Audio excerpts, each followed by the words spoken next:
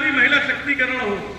ये कम जब मैं पूरे प्रदेश में तमाम जनपदों में जाने का मुझे अवसर मिलता है, तो जो मोदी और योगी जी का विजन है, मुझे लगता है ये जनपद पूरा कर रहा है। इसलिए जनपद के लिए तालियां पूरी बजा दी मातृशक्ति से मेरा अनुरोध है।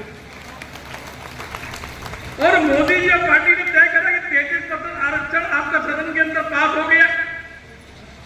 अब आपकी भागीदारी ज्यादा है, जब सभासद हमारे बैठे आपकी भागीदारी ज्यादा है, उस भागीदारी के लिए आपको मातृशक्ति को जगाने का काम है।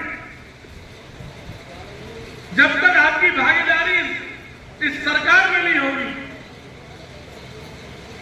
तो इस चलाने में अहिल्याबाई होलकर जी का जो विजन है, उस विजन को पूरा करने में महिला शक्तिकरण का काम ज्यादा है।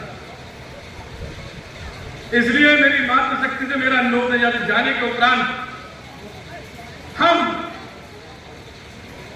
पूर्ण तौर अहिल्याबाई होलकर जी का जो विजन था, हर बहन को हर हाथ में रोजगार मिले, हर बहन को हर आपके अंदर पॉलिटिक्स के अंदर आना चाहिए, आपकी भागीदारी रहनी चाहिए और भागीदारी आनी ही तय है। 2 साल और इंतजार करिए, जितनी महिला शक्तिकरण का बैठी है, इसमें से आप में से कोई ना कोई 33% का भाजपा से आपको फायदा मिलने वाला, मैंने आपको बताना है। इसलिए हम सब माननीय चेयरमैन साहब को, माननीय आलोक जी को धन्यवाद देना चाहते हैं कि आप अहिल्याबाई होलकर जी की जयंती पर जो आप अंग वस्त्र देने का भी आप काम कर रहे हैं, साथ में सर्टिफिकेट देने का भी काम कर रहे हैं। निश्चित तौर पर पार्टी के विजन के लिए और इस जयंती के माध्यम से भाषण के लिए काम नहीं है जी, महिलाओं को बताने का काम। अभी आपको संबंध के जिलाध्यक्ष जी ने आपको एक पत्र सब महिलाओं को बांटा होगा, नहीं पता होगा तो बढ़ जाएगा। उस पत्र को सब बहनों को पढ़ना चाहिए, मेरी मातृशक्ति कि आपकी भागीदारी क्या है इस देश के अंदर, आप भविष्य देश के। अब वो जमाने चले गए, ये पुरुष तय करेंगे जी, ऐसा नहीं जी। अब तो मातृशक्ति इतनी एक्टिवेट हो गई है कि वो हर चीज के अंदर भागीदारी अब उनकी तय है, और ये मोदी और योगी ने कर दिया है। इसलिए हम सब मिलकर अहिल्याबाई होलकर जी की जयंती को घर घर तक, प्रत्येक घर हमें ये बताना है कि मोदी जी और योगी जी जो 300 वर्ष पहले एक आदर्श के रूप में वो नारी को जाना जाता था, वो न्यायप्रिय थी, उन्होंने बताया जिलाध्यक्ष जी ने, न्यायप्रिय थी, वो धर्म की प्रति रहती थी, भारत की संस्कृति की धरोहर थी, वो शिव की उपासक थी, वो अच्छी शासक थी, वो अच्छी सूरवीर थी, वो अच्छे लड़ने की उनके अंदर कला थी, बहुत कुछ थी उनके अंदर। ऐसा नहीं, आपके अंदर भी वो है।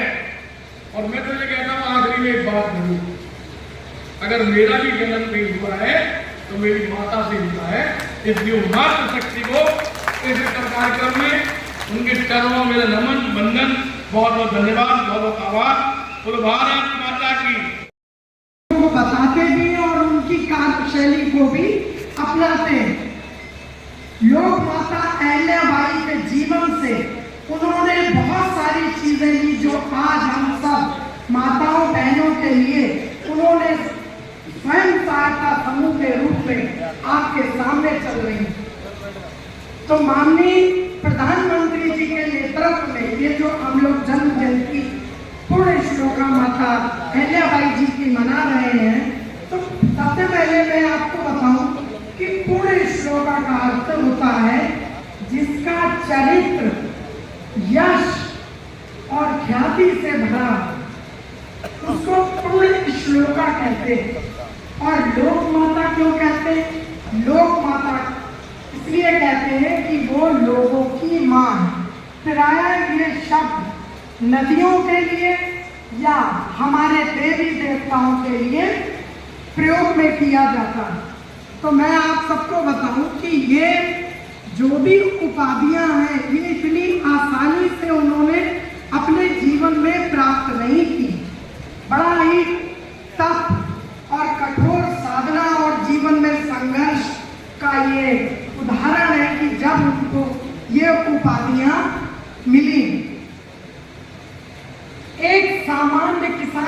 परिवार और धनगर समाज में जिन्होंने 31 मई 1725 को महाराष्ट्र के चौंडी गांव में जन्म लिया, वो शिव की अनन्य भक्त थी।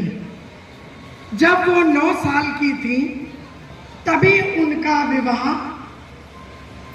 मल्हार राव जी, जो कि मालवा के शासक थे, उनके पुत्र खांडे राव जी से हो गया था। और उन्होंने तो कभी ना शासन देखा, ना कोई राजसी ठाक बाट थे उनके जीवन में। वो तो एक साधारण किसान परिवार की बेटी थी, लेकिन वाक्पटुता और जो उनमें अत्यंत निपुणता थी बात करने की या किसी काम को करने की, वो सहज ही कर लेती थी। तो वहां से जब मल्हार राव जी, जो मालवा के सूबेदार थे, वो वहां से गुजर रहे थे, तो उन्होंने देखा एक किसान परिवार की बेटी, जो कि उनका पेशा था खेती करना। और गांव में आपको सभी को मालूम है कि गांव में जीविकोपार्जन के साधन खेती के साथ साथ पशुपालना भी होता है। तो उसमें गाय भैंस भी होते, भेड़ बकरियां भी होती। तो वो अपने पिता के साथ में एक खेत में लेके उनको चला रही थी। वहीं से जब मल्हार राव जी का पूरा दल निकला तो उन्होंने देखा एक बिटिया जिसकी आयु थोड़ी कम है और वो बड़े अच्छे तरीके से जानवरों को भी लेके जा रही है और खेती का भी साथ में काम कर रही। तो उन्होंने उसी समय अपना काफिला वहां पर रोक दिया। उन्होंने उनसे कुछ बात की। वो इतने प्रभावित हुए कि उन्होंने निश्चय कर लिया कि मैं अपने बेटे का विवाह इसी कन्या से करूंगा। तो उस समय बाल विवाह की परंपरा थी। उनके बेटे 13 वर्ष के थे और लोक माता जी की आयु मात्र 9 वर्ष की थी। जब विवाह होके लोक माता अपने मालवा के राजघराने में पहुंची तो वो शिक्षित नहीं थी, क्योंकि उनके परिवार में जो भी उन्होंने थोड़ा बहुत पढ़ा वो अपनी रुचि से पढ़ा। उनके पिताजी को भी इतना पता नहीं था कि शिक्षा क्या होती है। 300 वर्ष पहले की आप कल्पना कीजिए कि कुछ भी आसान नहीं था। आज आपके पास सारे साधन, लेकिन उस समय स्थितियां बड़ी ही संघर्षमय और कठिन थी। तो उन्होंने अपने ससुर से और अपने पति से उन्होंने उनको आगे बढ़ाने का काम किया, शिक्षा भी ग्रहण की और शासन करने की भी कला उन्होंने सीखी। धीरे धीरे जब वो बड़ी हुई तो उनके 2 बच्चे हुए, एक बेटा मालेराव और बिटिया मुक्ताबाई। मालेराव बड़े हुए थोड़े, उनका भी विवाह कर दिया गया और बिटिया का भी विवाह कर दिया गया। लेकिन उस समय जब महामारियां फैलती थी तो उनके चिकित्सा इलाज इतना संभव नहीं था जितना विज्ञान ने आज तरक्की कर ली। तो 2 बच्चे मालेराव जी के हुए और मालेराव जी जब बीमारी से ग्रसित हो गए, खत्म हो गए, और उसके बाद में उनके बहू भी सती हो गई।